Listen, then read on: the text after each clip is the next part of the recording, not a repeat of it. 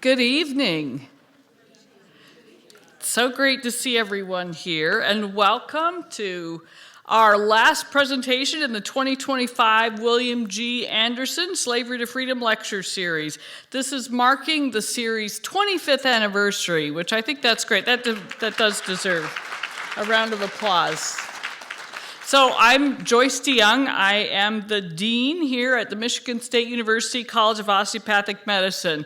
I'm personally really excited to be here tonight, and we're grateful for those of you who could join us in person as well as those who are here virtually. This is a very special evening tonight, and we're closing the series with a wonderful human being, speaker, person, Dr. Barbara Ross Lee. So Dr. Ross Lee, she hardly needs an introduction, but I'm going to give her one anyway. She is a staunch advocate for osteopathic medicine. She is a leader, a champion of health policy, health equity, and community-based care. I also want to say, as I was a student here, she was one of my instructors, and I quote her. In fact, today I met with her earlier, and I said, just earlier today I was quoting you, and it wasn't because you were here in the building or anything, but it was something she had taught me as a student. I know we have students here, so I'm just going to share that one message because it's, she has so many of them, but this was one where I remembered it so clearly as a student, having her say, and you'll see how she speaks. She's very passionate. And you listen and you hear and you learn. But she told us, she was talking about hypertension she wasn't really, she was talking about hypertension, and she was saying to us, you can know everything there is to do about hypertension. You can understand what it does to the kidneys. You can understand what it does to the eyes. You can understand why you might have a stroke. There's so many things you can understand, and you can know everything there is to know about those antihypertensive medications, the different modalities, how they work, all the pharmacology. But if you can't get your patient to take that medication, all of your knowledge is wasted. And it was really, I've used that over the years as well as other things, but that was one that really stuck with me. So it's a real honor to have you back on campus. She's one of our famous and a proud alum from here. And so welcome here today, and thank you for coming. And I am now going to turn this presentation over to Dr. Gilbert, our Associate Dean of Diversity and Campus Inclusion, and she'll take it away from here. Thank you.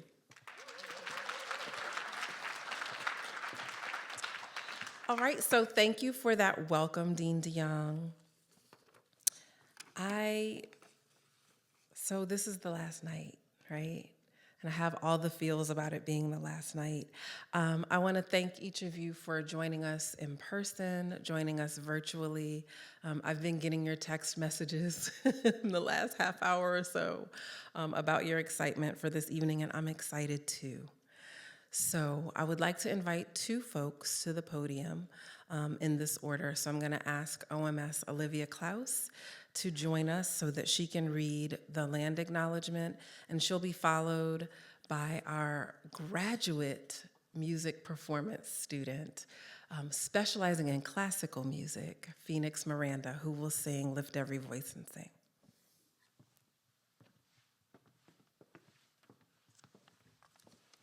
We collectively acknowledge that Michigan State University occupies the ancestral, traditional, and contemporary lands of the Anishinaabe, Three Fires Confederacy of Ojibwe, Odawa, and Potawatomi peoples. In particular, the university resides on land ceded in the 1819 Treaty of Saginaw. We recognize, support, and advocate for the sovereignty of Michigan's 12 federally recognized Indian nations, for historic Indigenous communities in Michigan, for Indigenous individuals and communities who live here now, and for those who were forcibly removed from their homelands. By offering this land acknowledgement, we affirm Indigenous sovereignty and will work to hold Michigan State University more accountable to the needs of American Indian and Indigenous peoples.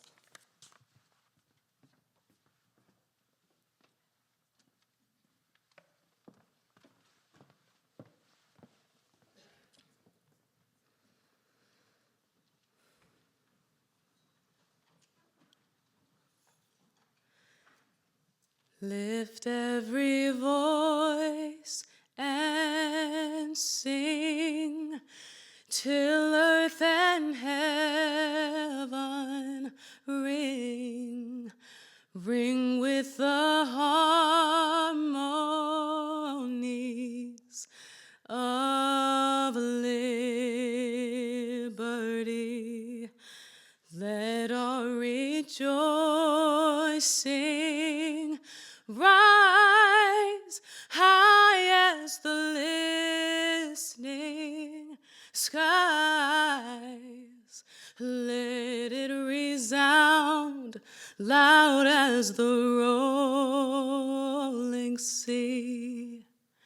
Sing a song full of the faith that the dark past has taught us. Sing a song full of the hope that the present has brought us. Facing the rising sun of our new day begun. Let us march on till victory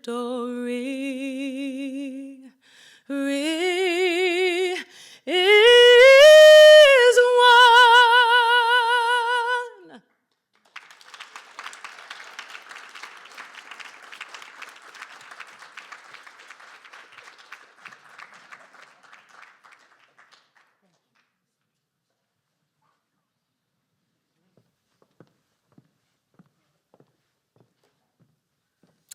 So, Olivia, I want to thank you for just grounding us in kind of the reflection about the significance about the place in which we're gathered. And I just want to thank Phoenix again for sharing her gift with us. It is always such a treat. I'm sure you would agree. So, I'm really excited to talk about and to welcome and to just love on a special group of people this evening who emailed earlier in the week and talked about how excited they were. I really want you all to send some warm appreciation for the students in the College of Osteopathic Medicine. I saw some of y'all. I saw our comm students and our PA students. So wherever you are, can we give them just warm appreciation for our students? I think y'all are right there. Hey, y'all. Okay, so Dr. Ross Lee, a local artist, Brian Whitfield, created this piece, which you will see in the lounge after we conclude. It is called Earth, Backbone, and Brilliance, and it is gorgeous. And Brian created that piece to commemorate the 25th anniversary of the series and the legacy of osteopathic medicine. So the print is here. I can't wait for you to see it when we go upstairs. I would like to thank Brian just for his work and sharing his gift with us.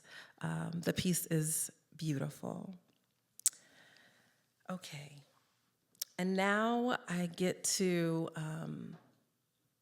welcome you home, right? Everybody else that's been welcome to Michigan State University, welcome to our college, the College of Osteopathic Medicine, but you're one of us.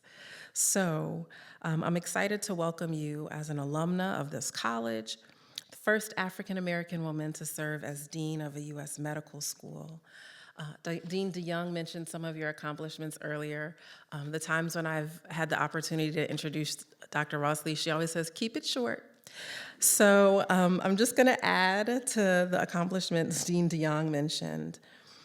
Dr. Ross Lee has consulted and participated in the creation of 5 new osteopathic schools and is the first osteopathic physician to participate in the Robert Wood Johnson Health Policy Fellowship. She's published numerous scholarly articles and is the recipient of 10 honorary degrees and several national awards.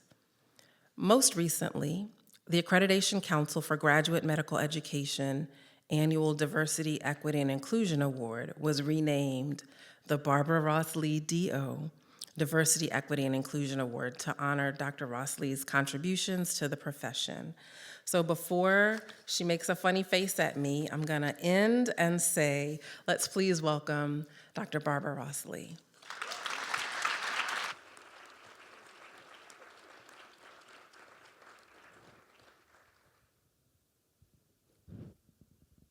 Okay.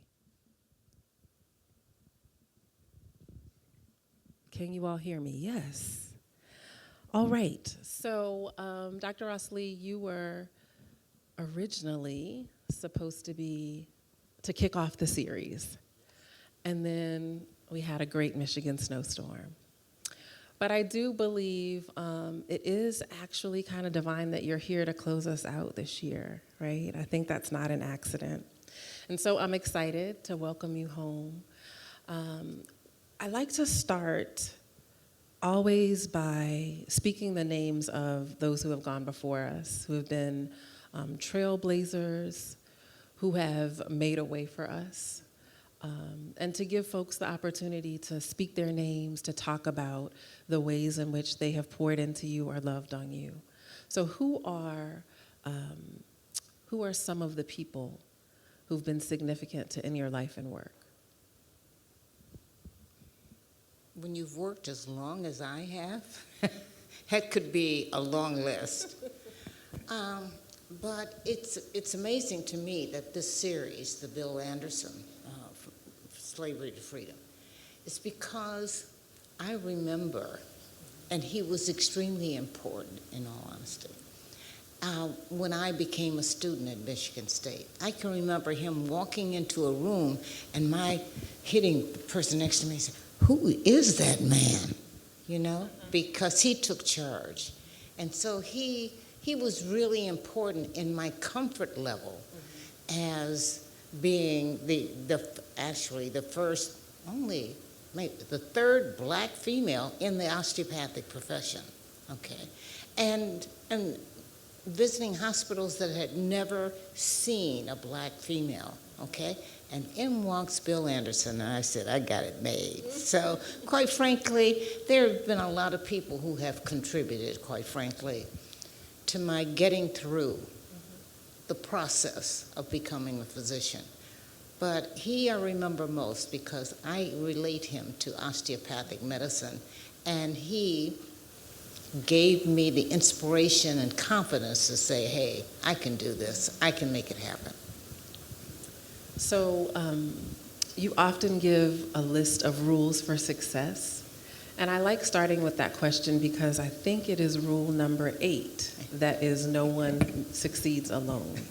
And so that's one of the lessons that you've taught me, is to always remember those who have been instrumental in our success. Absolutely. And like probably most of you, my success, I can relate to my family, okay?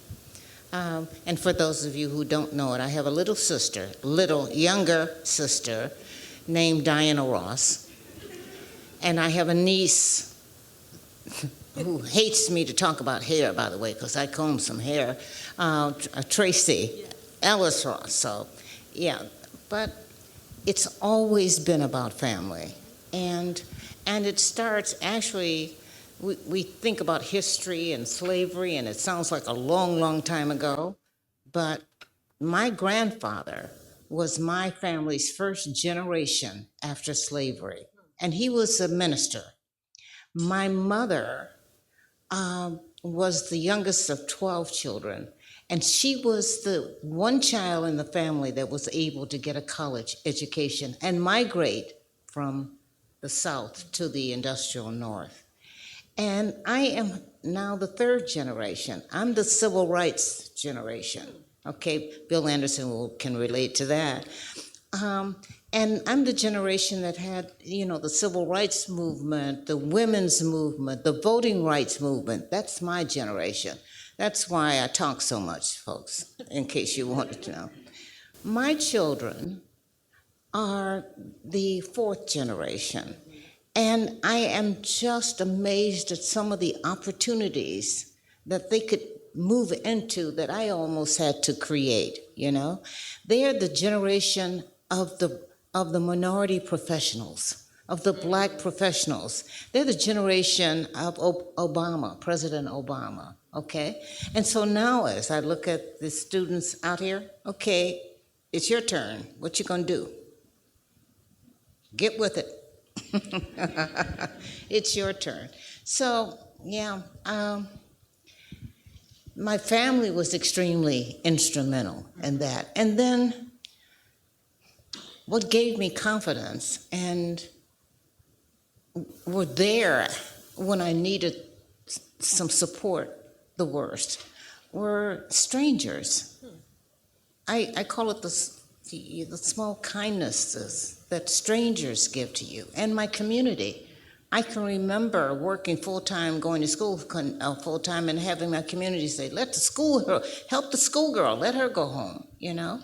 It's those the ones that made the difference.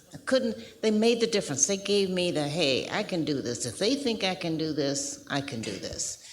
My family has an anthem that we use, and I'm sure you all know it. It's called Ain't No Mountain High Enough. And the way we function together, and all of the generations, is if you need me, geez, I'm gonna cry. If you need me, call me. No matter where you are, no matter how, I'll be there. All you gotta do is call me. And that's been the anthem of our family. And what that does for you is, you know they will sacrifice everything to get there to help you, so you don't ask unless you really need it, and if you can't do it on your own. And that strengthens you to handle your issues on your own. So that's part of the story. So maybe we should just share with the audience that Dr. Rossley and I have been having a conversation that has maybe created 4 conversations, but it's the same one over about 5 years. And so you all are invited into the way that we just kind of talk to and feel each other. So this should be interesting. We have a third party. So I am, and the college is really proud to celebrate you as a distinguished alumna, but also a stalwart in our profession,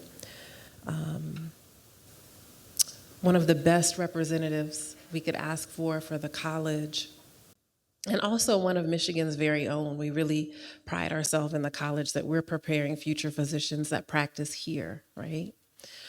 I don't want to take it for granted, though, that everyone that has joined us knows your story, right? Knows the story of you even getting to the College of Osteopathic Medicine and your journey into medicine as a profession. So could you share a little bit about that? Actually, I gave a presentation once in New York, and I called it the Broken Field Run because it was not smooth going ahead. I hear students talk about, what is it, they take a break year or whatever it's called. The gap year? Yeah, the gap year, and I said, oh my goodness, you got that? Jeez. I started off in pre-med, but it was at a time in this country when what I was bringing to education was this poor Black female. And I believe words are really important. And as much as you all could probably relate to some of the difficulties about being Black and female, but let me tell you, poverty is worse. I mean, I was poor. That started the process because that being poor forced me to design my life in a way that it's not that I couldn't take a gap year. How's that? Okay. I can remember, and I'll tell you how old I am if you want to know, but you'll probably guess when I tell you this story.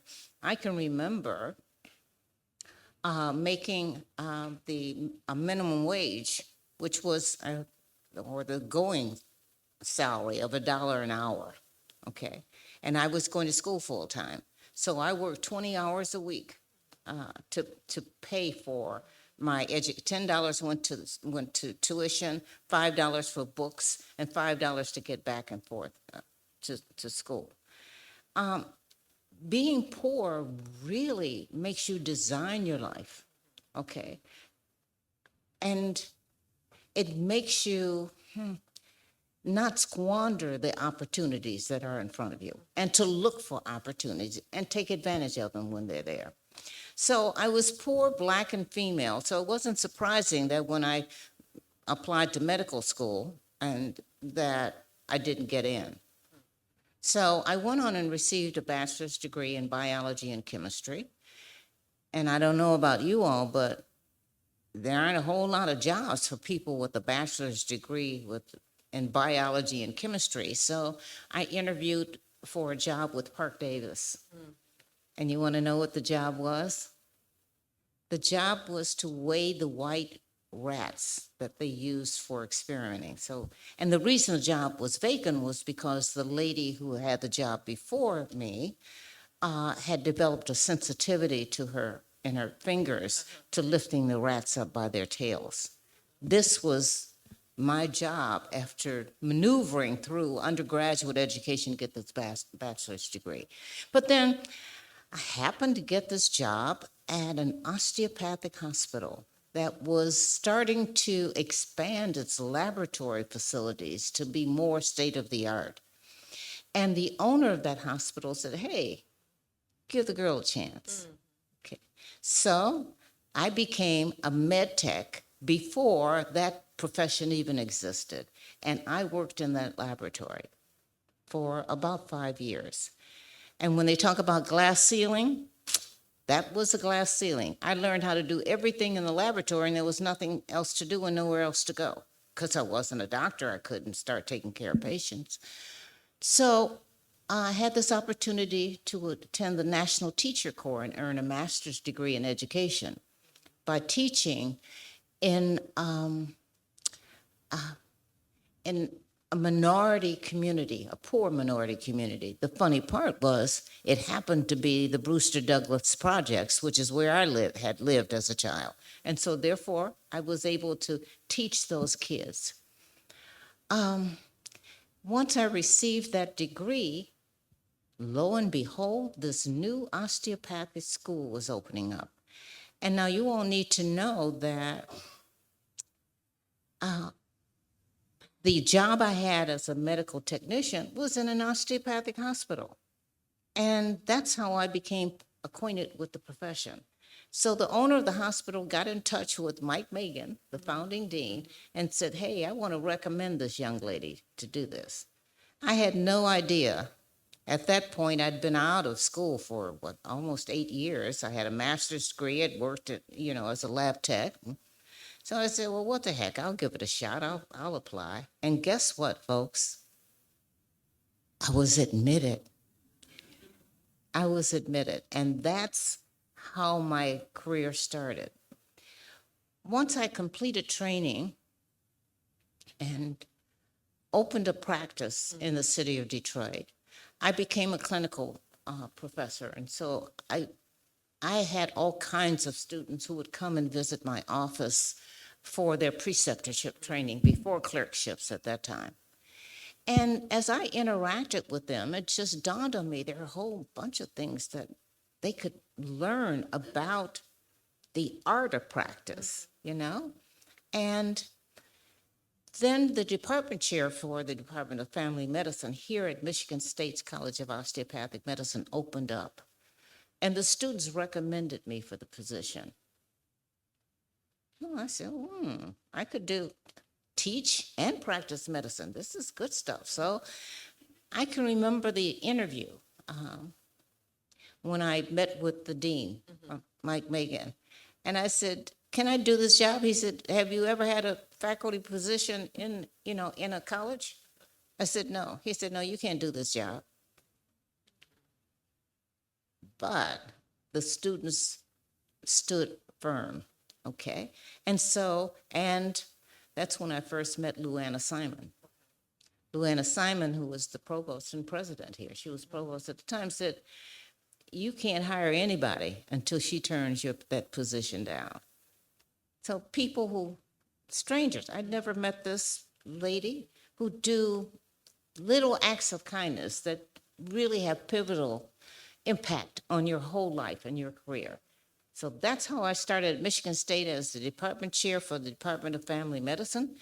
And and I was here for almost 10 years as the chair. And during that period of time, we started clinics in Ingham County Health Department, Cristo Rey, a Latino clinic. We ran the migrant clinic.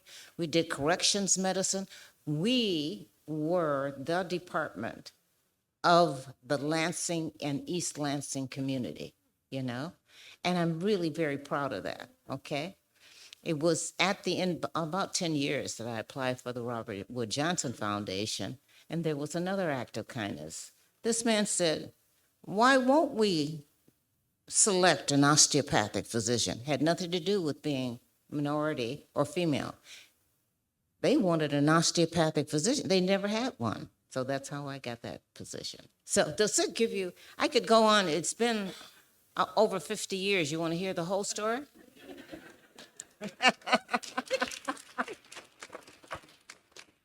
So let's tackle it this way. I also don't want to take for granted, so we talk about your contributions to osteopathic medicine, but there are some people in some communities who've never heard of osteopathic medicine, right? So the two of us are educators. I'd love to hear you define osteopathic medicine, to talk about kind of what the philosophy of the profession, but also talk about those things that make it distinctive, right? And over the years, I've heard you talk a lot about really your goal and vision to transform medicine. So if you could talk about the ways in which osteopathic medicine is positioned to do that. Well, the practice of medicine is a science and an art. And this was something, and you know, as soon as you say this name, the medical students say, oh, here they go again. Okay. A.T. Still was an MD. See there? I told you, but I want you to listen to this carefully because this is a different perspective, okay? He was a visionary. And I can relate to him as a minority and as a female, because he recognized early on that physicians weren't treating everybody the same way. He was fighting in the Civil War, and he said, no, we got to treat everybody like human beings. You know, we can't just divide people up into groups. And so A.T. Still was a visionary. He felt that health care should be human-centered care, not broken up into all the groups, insured, uninsured, patients, it should be human-centered care. And I took that, and based on that, he developed a philosophy. And you've heard it all before, but it's a human-centered, it keeps us focused on people and the populations that we need to serve. So based on that, we confronted, the profession confronted the Flexner Report. How many of you have heard of the Flexner Report? I can't see you, so you have to say yes. Okay.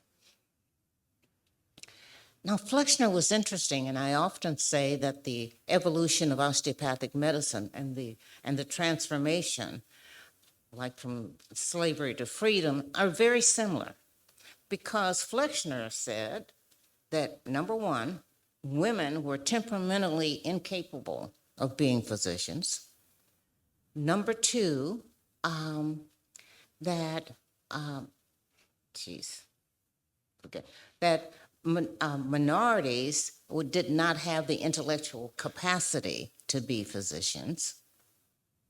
And number three, osteopathy was a cult. We got it? Now, that occurred 100 years ago, 150, really, 100 years ago. And why is that important?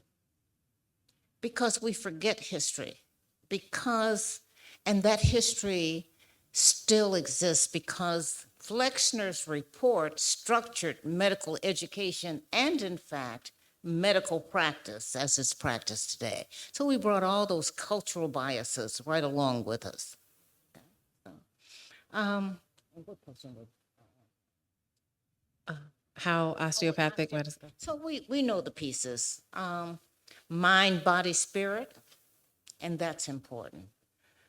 And structure, function, I think osteopathic medicine has a difficult time trying to define itself just as in terms of OMT. That's not what it is, not what it was ever intended to be, and not what we can contribute the most to the health of the population. So, because in addition to mind, body, spirit, and holistic care, and the body having the ability to heal itself, each of you osteopathic students are trained to use your hands. And it's hard for you to recognize what a powerful tool your trained hands are in delivering health care. Because with your hands, that art, you deliver caring to the patient. The patient feels that with your touch. With your hands, you can diagnose physical conditions just with your hands. And then, of course, you can use your hands to treat musculoskeletal issues. But what we haven't investigated enough is how we can use that structure function mechanism to affect more than just the musculoskeletal system, but also the endocrine system, all of the systems, the vascular systems.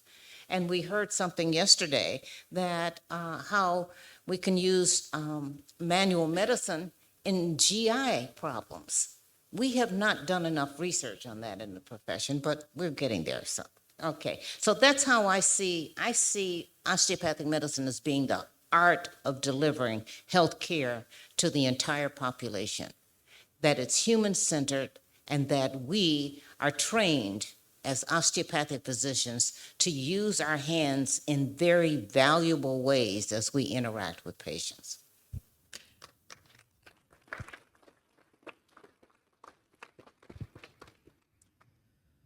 So, There's no test after this. so you've made major contributions to health policy, right? And thinking about or challenging us to think about the way we practice, deliver health care. I want to give you a chance as someone who's been a champion for health equity in our communities to talk a little bit about the importance of really addressing health disparities and working towards health equity. Specifically, earlier we were talking about as it relates to population health, but why is it that we should remain committed, right, to addressing these health disparities in our communities? Because it's not right. It's not human-centered at all. Okay, but we have some policy challenges in this country. One of them is, who's responsible in this country for the health of the population? Because I want to hold them accountable, so you got to tell me who's responsible for it. It's not the hospital system, they're disease care. Who's responsible for the health in this country? That's where, and those people, because nobody's responsible for it, it's not happening.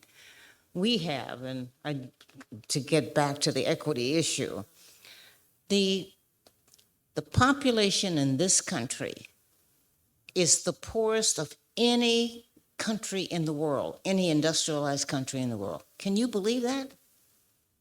Think about it. It's the worst. And it's the worst, the total population, is because of all of the different kinds of access issues, all of the kinds of equity issues. And we can never address the health of this great nation without addressing health equity, whether it be on where the service is delivered. And, I get concerned at times because I see health care moving further and further away from the population that needs it and becoming more and more entrenched in disease care and leaving large populations and communities without access. And then, of course, healthcare has become a corporate enterprise, and so the cost becomes prohibitive. So it's, what can I say? It's health equity. If you start to say that this country is better, this country can do better, then health equity and health disparities become a major part of the challenge that need to be addressed. So I want to invite you all to think about some of the questions that you would like to ask Dr. Rossley. I think we will have ushers that will hand out note cards, but I just kind of want to prepare you all to start thinking about the things that you would like to ask her. If you don't ask me questions, I'll ask you. That should scare She you. means that. She means that. And I mean it. I'm a little nervous about what she's going to ask me at the end of this, so we're just going to hope you all have some questions. Okay. So Dr. Rossley, as I prepared to speak with you this evening, I've really been reflecting on kind of the moment that we're in now in our nation's history. So I was really trying to think of these questions I would ask you that would be different from this conversation we've been having for years now. Oddly enough, we're both readers. We love to read. So I don't think you'll be surprised that as I was trying to formulate this question, my mind recalled a passage from one of my favorite authors. I want to share that with you if I can. So just as context for you all, this essay was written some 20 years ago after a presidential election that had really taken its toll on the country. And the nation was a bit divided. And Toni Morrison penned an essay, and I'm going to read a quote from this essay. So she writes, "I'm staring out of the window in an extremely dark mood, feeling helpless. Then a friend, a fellow artist, calls to wish me happy holidays. He says, 'How are you?' And instead of, 'Oh, fine, and you?' I blurt out the truth. Not well. Not only am I depressed, I can't seem to work, to write. It's as though I'm paralyzed, unable to write anything more in the novel I've begun. I've never felt this way before, but the election, and I'm about to explain with further detail when he interrupts shouting, 'No, no, no, no.' This is precisely the time when artists go to work. Not when everything is fine, but in times of dread. That's our job." Now, she continues by writing, I felt foolish the rest of the morning, especially when I recalled the artists who had done their work in gulags, prison cells, hospital beds, did their work while hounded, exiled, reviled, pilloried, and those who were executed.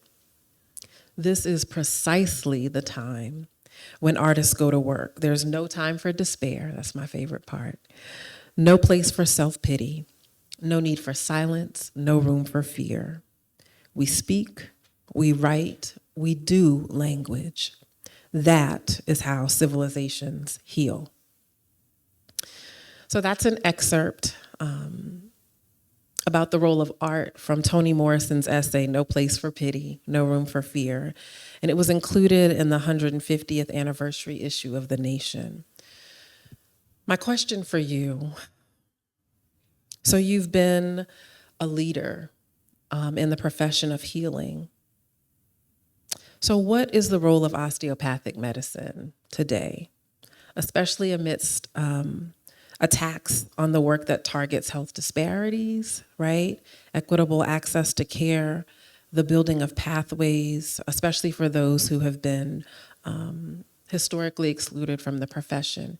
You talked about that a little bit in our last question, but specifically, if you were to say, right, this is the time that we are to act, what would that look like? Get a voice. And that voice should not be the voice of organized medicine. Get a voice, folks. Patients have such trust in physicians. They don't see it happening because they only kind of see health care when they need it the most. Okay. But you see what's happening. And I use this phrase, you can't allow yourself to become a part of the problem. Get a voice, because the patients don't, you are their voice. You can't allow yourself to sit back and watch things happen, or more importantly, accommodate kind of what's happening. Because I use a term to describe that. It's called Stockholm Syndrome. And we are telling our students and our physicians that it's okay to adopt this syndrome where medicine loses its art. It's just about knowledge. Now, I have hope. I think AI is going to show some of the flaws in just dealing with the revenue generation that medicine has. But the cost of healthcare does not solve healthcare problems. Okay, actually, you don't know I'm saying this. The recent event in New York where the president of United Health was murdered. Jeez.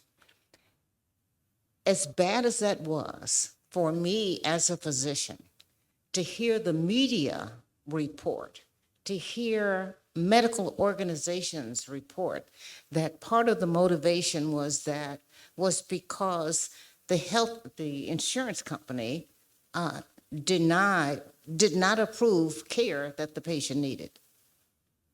When did insurance companies start deciding who needs and what kind of care somebody needs? When did that happen?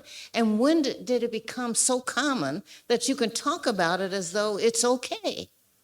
That accommodates this process. Got to have the voices. You can't go into these systems and become a part of the problem. You can't adopt or adapt to a Stockholm variant syndrome, okay? But just reacting is not enough to do it. You can't just react because people are already standing there knowing what you're going to do and they can stop that in a moment. It's not just reacting.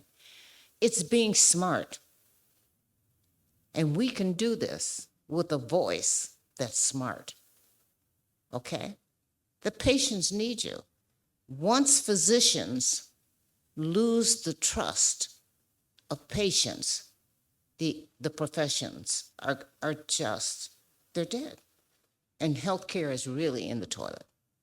So, anyway, those are my very mild opinions.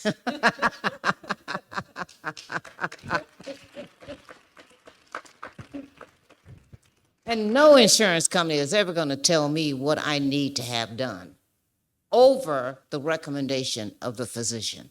Think about it. Oh, geez. I want to quote you, if that's okay. At the UC Davis pre-health conference, you shared something that has stuck with me, so I'm just going to read this. You said to that audience, I had a dream that I would become a physician and I would make a difference for the vulnerable populations of this country.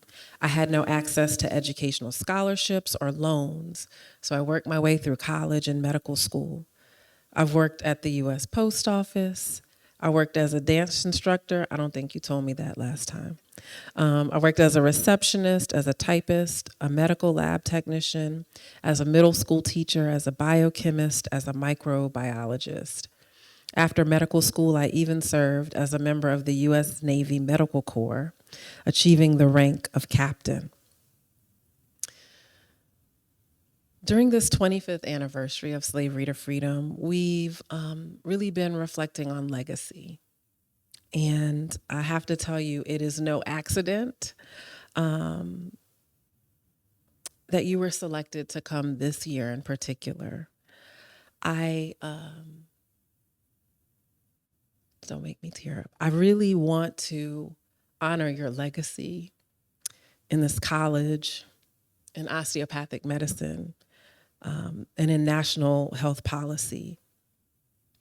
I've heard you talk many times, and we've been on a couple of the same conferences speaking either just before or just after each other.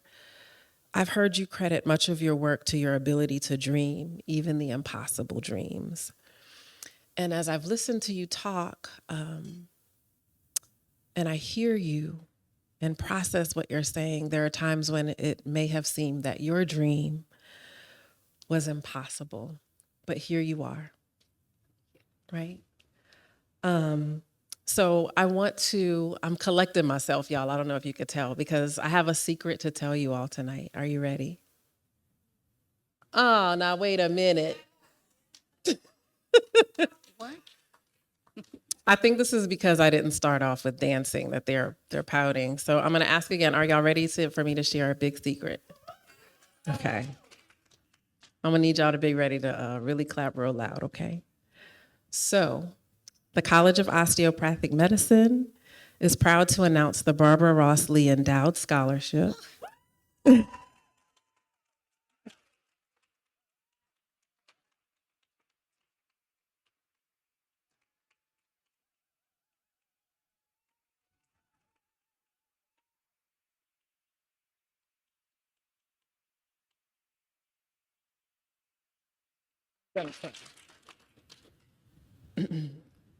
To support those committed to care for vulnerable and medically underserved populations. So to share with you all the history, most of the funds contributed to have this named as an endowed scholarship were contributed by students.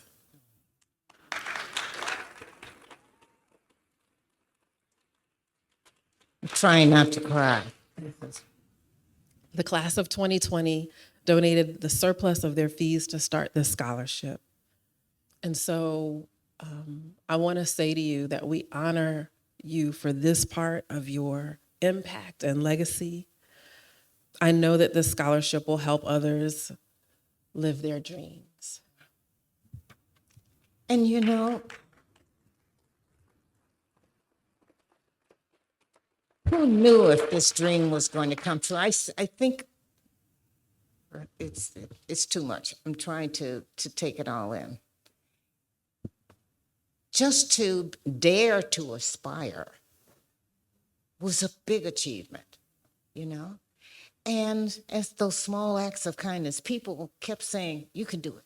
You can do it, girl. Who knew? Who knew? And now, hopefully, that will inspire others. You can do it. You just have to be willing to say, I'm going to make it happen. I'm going to get through it. Get it? Oh, jeez. So it was important to us. Dina Malfitano was dean at the time. When we spoke about it, it was important for us to do this so that you could know how important you have been to us, important you have been to the college and this profession. So I wasn't going to give up. But that's just the beginning, right? So all of you all who are here, we are now deputizing you all as ambassadors. Now we got to raise the money, y'all. It's expensive to go to medical school. You will see that there is a QR code that will take you to the link. But I want to just give you a moment.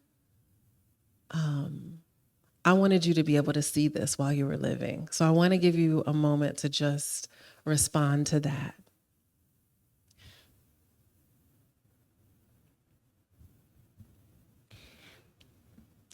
as much as we are now looking toward the future, you know, and as much as the future is so much better than the past,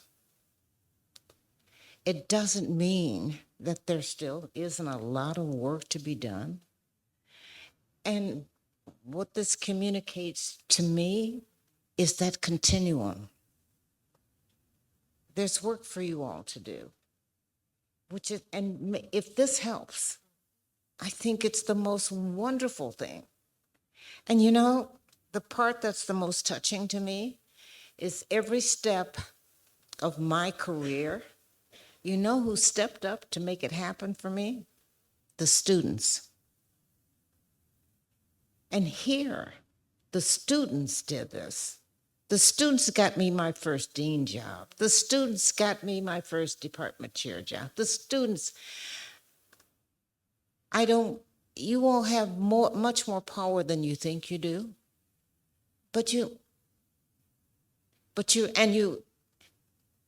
You have the emotional basis from which you can do much more than you think you can do, you know? I can't believe, again, the students. Well, thank you, students. Thank you. Let me just add one thing, that most of what I've learned in life about the art of practice of medicine have been from medical education. My best teachers have been the patients and the students. You don't have to sit there with your mouths closed. We learn from you. Because again, you have much more power than you think that you do.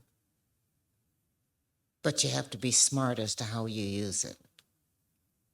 Thank you so much. So I'm going to give you a chance to hear from some students.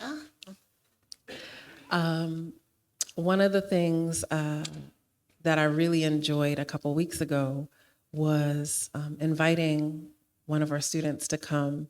And so our past president of SNMA, Brian Phillips, is going to come, and he has some questions. We're going to get ready to turn over to the Q&A session.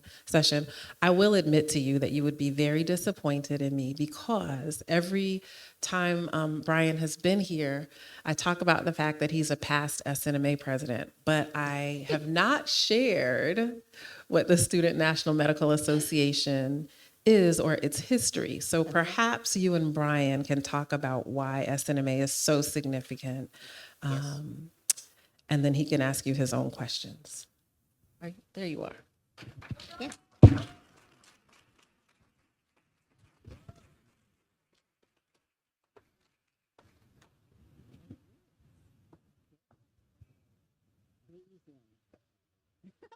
No promises. He says I will. Thank you, Dr. Gilbert. Thank you, Dr. Ross Lee, for allowing me to share the stage with you. It's such an honor, and I'm glad to be here. But to talk a little bit about my organization, the Student National Medical Association was originally started as the National Medical Association, and that was because of the American Medical Association's reluctance to allow students that look like me, physicians that look like me, into their organization. So we had to start our own. And from that, the Student National Medical Association was born to really give students a voice and to try to support them in their endeavors to become physicians. So I'm honored to be representing that organization here today and sharing the stage with you.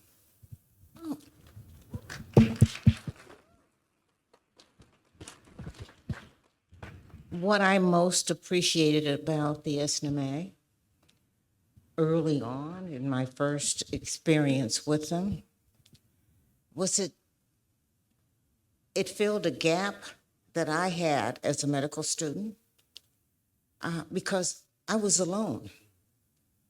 And if for any reason, if you've ever been alone, it's a terrible thing. And for this organization to start, particularly coming out of the fact that the National Medical Association itself wasn't acceptable to the AMA. But to have a forum, a place where students did not have to feel alone, was just amazing to me. So, congratulations again. Thank you. Okay. I think my first question is really just, I think being the first to do anything is tough. There's such a steep learning curve that I don't think we talk about enough. So whether you're a first generation American or whether you are the first soon-to-be physician in your family, the road is hard. So I want to take this moment to pause and recognize you as the first African-American woman to be the dean of a U.S. medical school. And yes, applause, please. But I would love for you to talk about what it meant to you then, what it means to you now as you've seen others follow in your footsteps, and what advice do you have to students, individuals that are not setting out with the intention to be the first in anything, but with the intention to do something huge and big and monumentous? My family, well, you know the anthem, but my family motto is share as you go. Now that doesn't sound like a lot, but it's a lot. So even though I was alone, I had an opportunity to share. And that sharing builds a cohesion and a confidence, okay, that you can't get anywhere else. So share as you go is not about trying to have an organizational structure. Somebody needs help, and you think that just share, okay? So I answer that by saying, my advice, especially when you're out there all by yourself, okay, that not forget to share as you go. And more than that, not to think that you're unique in being alone. Every minority in this country has that same challenge, okay, because we live in that kind of society. So share what you have as you go, okay, because separation is a divide and conquer strategy. Let's share. Let's share, folks. Share as we go. That's good. Thank you. I want to get to some of the audience questions, so I'm going to invite one of my third years, Darika, to the stage, who will be joined by Olivia. Hi, Dr. Lee. My name's Darika, and I'm a third year. I'm also a first-generation physician, as well as a Caribbean immigrant student. So there's a lot of stuff that's going on. You know, I really like that. I'm a first-generation physician in your family? Mm-hmm. Now, is that not aspirational? I love it. I love it. Standing on some pretty heavy shoulders, but there was a question from the audience that I think is very important, especially with you being the first in many different aspects of your life. But was there ever a time that you wanted to quit, and how did you work to combat those feelings, or what support systems did you have in place for those times? I have a personality flaw, and I'll tell you all if you promise not to mention it again. You ready? Just tell me I can't do something. And that motivates the heck out of me, okay? So no, I never considered quitting.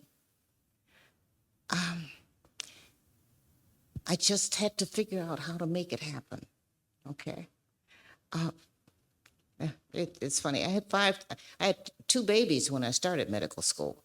So in all honesty, my life ran like a clock. I could tell you what I was doing at 5:15 p.m., right? Once you make this, I started to call it a sacrifice, and it's not. Once you make the commitment, follow it through. Don't let anybody dissuade you from that, okay? You own it, not somebody else. One of the first lectures I ever got at Michigan State was from a professor who said, "You are what you communicate." I thought that was so profound. And then I realized that I was trying to communicate to a society of physicians who were biased and had every kind of, so I had to develop my own fortitude, okay? And that's what you have to do. And that's a good thing. That's a good thing. Even, that will carry you through, okay? So you don't ever have to give up, but you have to have realistic expectations. Don't take on too much. Control what you need. Know yourself. Got it? Okay. Thank you for that. That was really inspirational. Another question one of our colleagues asked is, we don't ever compare osteopathic and allopathic medicine, but they did notice that there was more allopathic students taking on dual degrees, so a little bit more scholarly activities than within our osteopathic profession. And I know that you mentioned that one of the things that you think we need to continue pushing is research within osteopathic medicine and different effects that it's able to produce. So one thing they ask is, how do you think, as from an educator standpoint, how do you think we should be able to continue to initiate and encourage those scholarly activities? Oh.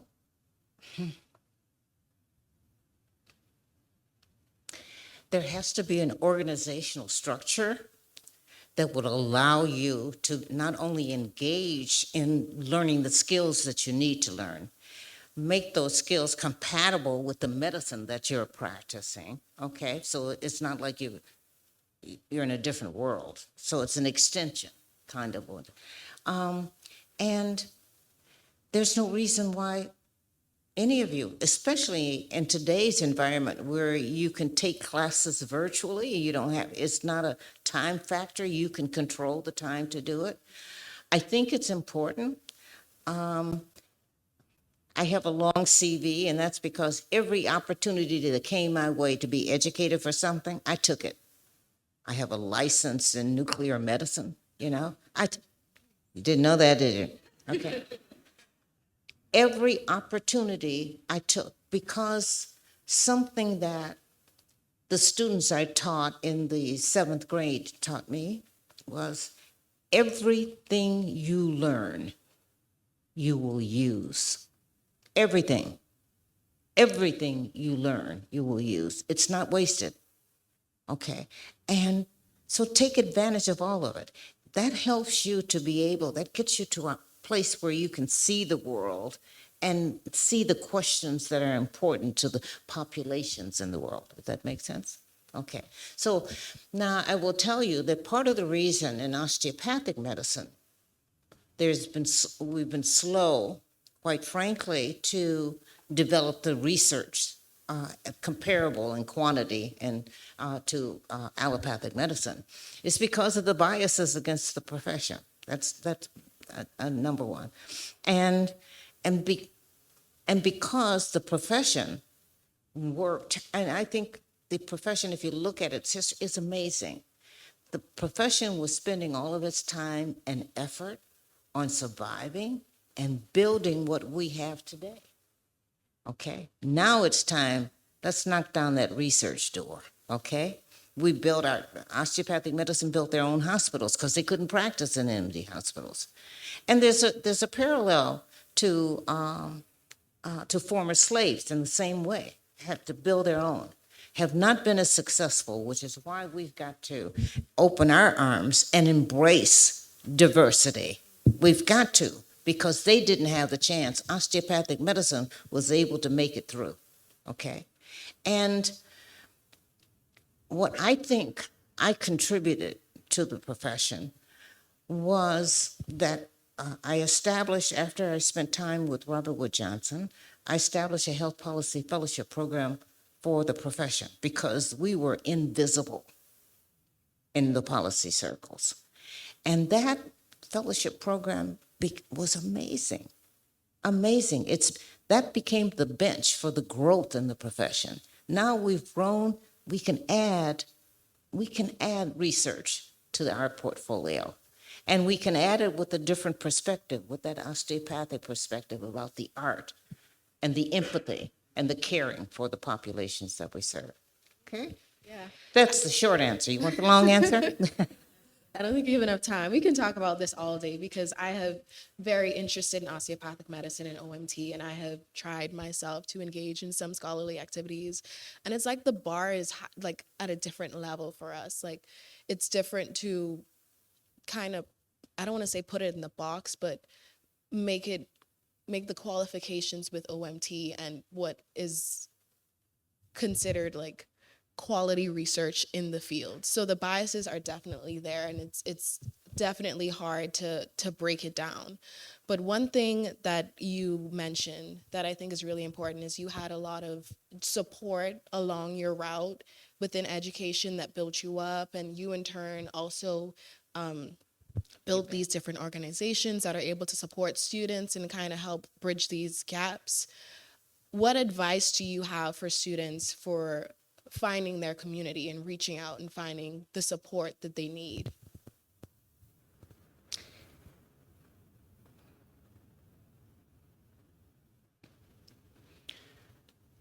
I think, again, as I said earlier, students have a voice that they don't recognize, okay?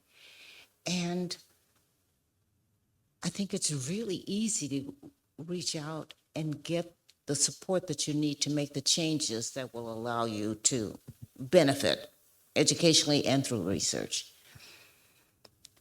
But you can't demand it, okay? You've got to engage it. And one of the rules of the many rules that I have is don't be reactive, be smart. Because students doing research or being trained for research is not a selfish aspiration. That will help the profession. And you know that. Okay, so do it. So do it. And that's how you propose it. That, hey, if I do this kind of research and I get more training, I can not only talk about research on as to manipulation of the musculoskeletal system, I can talk about if I rub here, you know, the endocrine system will get better, okay? If I touch it. Actually, I was approached by a school from China because they're doing manual research on autism. Think big, folks. Okay, and they wanted to collaborate with us, but we had no researchers that was doing anything other than straight musculoskeletal. Okay, and the only way you're able to perceive of the many opportunities out there is to keep learning, and that's why the dual degrees are important because it helps you define the questions that need to be answered. But I tell you, you can get the help you need from your school or from your residency training program, or just approach them the right way. You're helping them. You're not asking them or demanding, okay? You're saying, hey, if we do this, and I'm willing to volunteer to do it, this will do this and this. This will be good for all of us, okay? You sell it that way. Make sense? I got it. Thank you so much for the advice. I'm not going to take up the time. I'm going to pass it to Olivia, one of our first-year medical students. We're so used to fighting battles. You don't have to fight this. You can win this by being smart.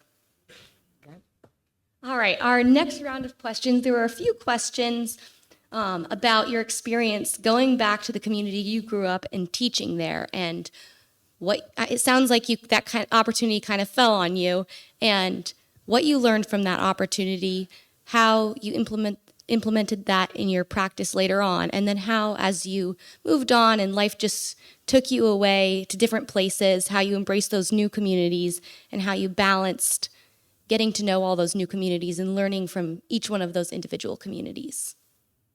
What I learned in that process was that education labels students as can do and can't do, okay? And it's not true. It's absolutely not true. My experience in the National Teacher Corps was to establish an experimental classroom. Think out of the box, folks. You don't have to stay in this box, okay? You just have to make it happen in a way that doesn't drive people away from you. And so what we did, we went around the school and we asked all the teachers, give us the kids you don't want in your class. You know there are all the behavioral issues, right? Right, all the kids you don't want in your class. And then we brought them into a large classroom and did team teaching, small group teaching. What I learned from that is that every single one of those kids wanted to learn so bad. And they wanted to be valued for what they learned. So it was as much the art as the IQ, okay? And even that person that was not going to be a research scientist or an engineer, they had they knew things that I didn't know, you know? And I see this often when I visit clinics, that you have residents in there who somehow or another they think because they're a resident that they can talk down to the patient because they're smarter. This has nothing to do with it. It's about learning, okay? So the lesson I learned by going back to the community was that given a focus, all of those kids in that classroom, by the way, every single one of them graduated from high school, and half of them went to college. And I only regret one thing. There was one student when I went back for some program they had to just visit them. One student was non-responsive and I couldn't figure it out. And it dawned on me, he had a hearing problem and it was never recognized. And he was embarrassed to tell people. And that's why he was having difficulty, you know? So yeah, don't label learners. Don't be stereotypic like everybody else and draw conclusions, okay? Yeah. People can learn, okay? I have that same concern about MCAT exams, okay? We measure our students or potential students based on an MCAT exam, but they're the victims. We're the teachers. They're the ones who are supposed to be changing that dynamic, okay? If you remember nothing else, remember that. You don't need an MCAT exam to tell whether or not you have the science basis to be successful in medical school. In fact, that's a way to keep you out of medical school. And as you've moved on to different communities and life just takes you in a different direction, how have you balanced navigating which communities you're going to serve and still, even though you might not be living in your same community, going back and serving the community that you came from and then learning about the new communities that you become a part of and serving those? Michigan State early on had a program that they have subsequently gotten rid of, I think. But it was amazing because I had never been in a rural community, okay? And it was a preceptorship that started your first year of medical school. Do you all still have preceptorships? Oh, yeah. And do you start first year? No. Oh, that's a clerkship. Okay, I'm talking about preceptorship. We do. We have a week-long one in the summer. Oh, yeah. Yes, or two. Let me tell you about these preceptorships. It started the second semester of the first year. Every student spent 1/2 day a week in a clinic. And they were assigned on a 10-week basis. So you were 10 weeks at a clinic here and 10 weeks there.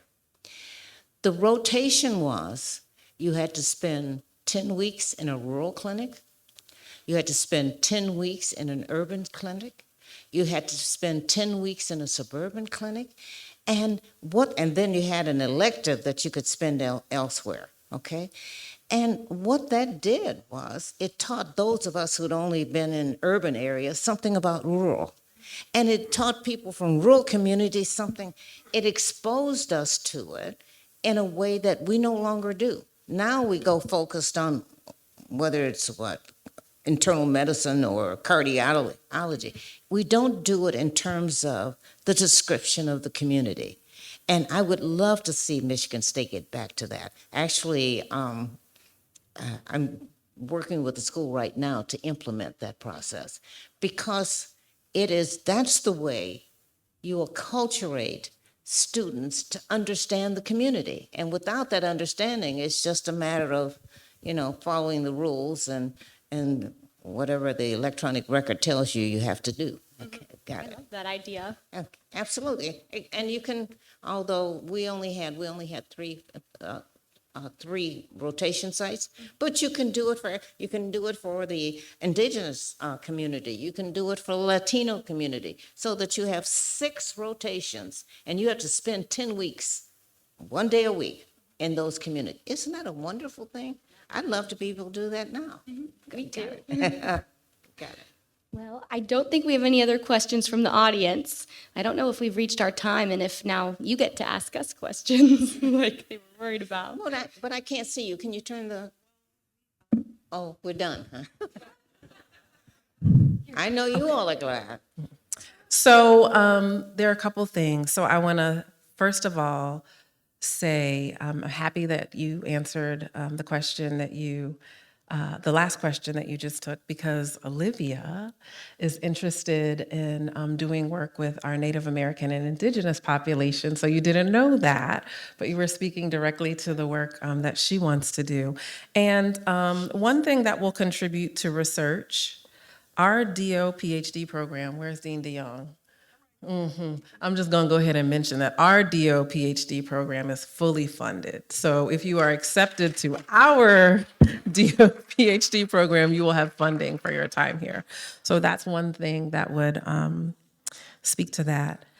Okay, I'm running out of time. Barbara, y'all know Barbara is the boss, so she reminded me what time it is. So I want to invite. Dr. Rossley, I told you there were people that were excited you were here. I want to invite everybody back. I want to invite Brian Goodness, who is our current SNMA, all of our students. Y'all, come on. Derica, Olivia's here. There's some folks that want to say thank you to you. So Goodness, you ready? Okay. I won't have done my job if you don't have a question out there. So ask me a question. Other than the one thing on chat? Yes. She said more. Because they wrote those down before. Did you? Okay. It's almost like I had a plan. Dr. Rusley, thank you so much for your presentation. We really appreciate you. We have a gift, myself, Brian, and the Student National Medical Association, just to thank you for your inspiration. Your journey has been something that planted seeds in the lives of a lot of medical students. Me, I can talk for myself. I don't know about everyone else, but I know me for a fact. I read your story and I was just like, wow, thank you. And so today we want to appreciate you by giving you these flowers.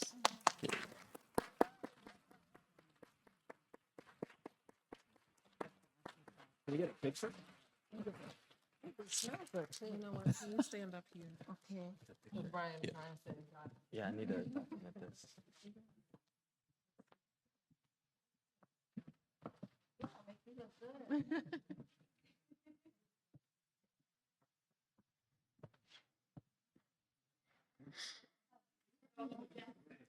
It's right in front of them. Oh.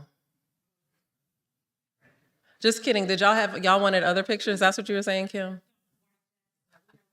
The white coat? Well, Kim, let them live.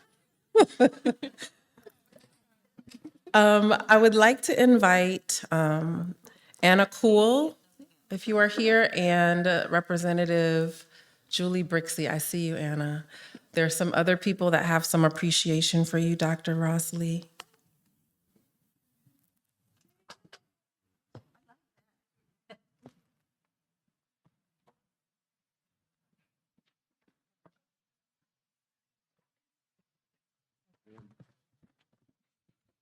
Dr. Rossley, I have a special tribute to you that is been created by my office. Michigan State is in my district, the 73rd district, and also Governor Whitmer and the Lieutenant Governor Garland Gilchrist and Sam Singh, our state senator. And this special tribute is just to recognize, with the utmost respect and admiration that we honor you for your dedication and commitment to medical education and healthcare equality. Thank you so much. I'm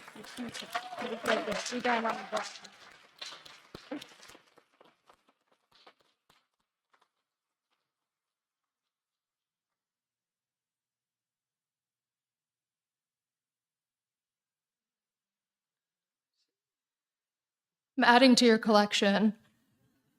Hi, I'm Anna Cool, with Governor Whitmer's office, just here to commemorate the achievements of such an incredible individual. Thank you so much for your time and sharing your experiences and insights with us this evening. Just to read a bit off of this, in special tribute, therefore, this tribute is signed and dedicated in special recognition of Dr. Barbara Rossley for her work in the medical field and tenacious leadership. We thank Dr. Rossley for her commitment to public health and incredible impact on the communities she serves. May her efforts long continue to inspire others. Thank you so much. Oh, no, thank you.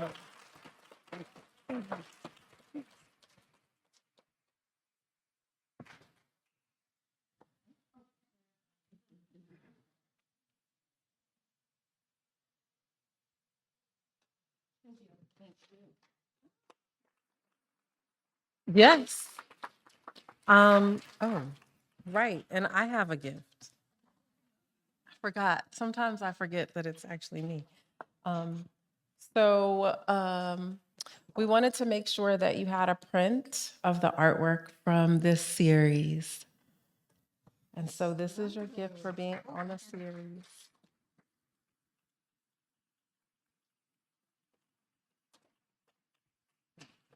Oh. Okay, so Dr. Rossley, there are like so many people that love you.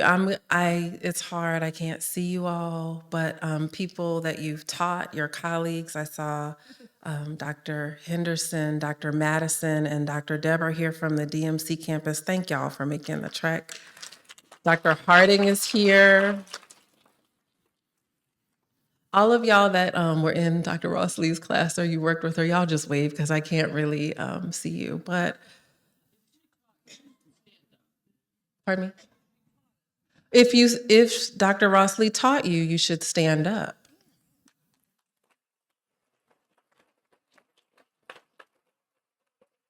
And that was last year. Right. That was just last year. She just packed her U-Haul. So thank you. Oh, thank you. This is my auntie in my head. I want to thank all of you all for being here. I want to have a really special thank you for Barbara Breedlove, two Barbaras, for Barbara Breedlove, who makes everything happen. So thank you, Barbara. There's a huge thank you to our sponsors. Thank you to Uno Deuce. There you are, James. Thank you all for streaming. Okay, so people have been asking me about the prints. So those of you who were sponsors are receiving the prints as your gift for sponsoring the series this year.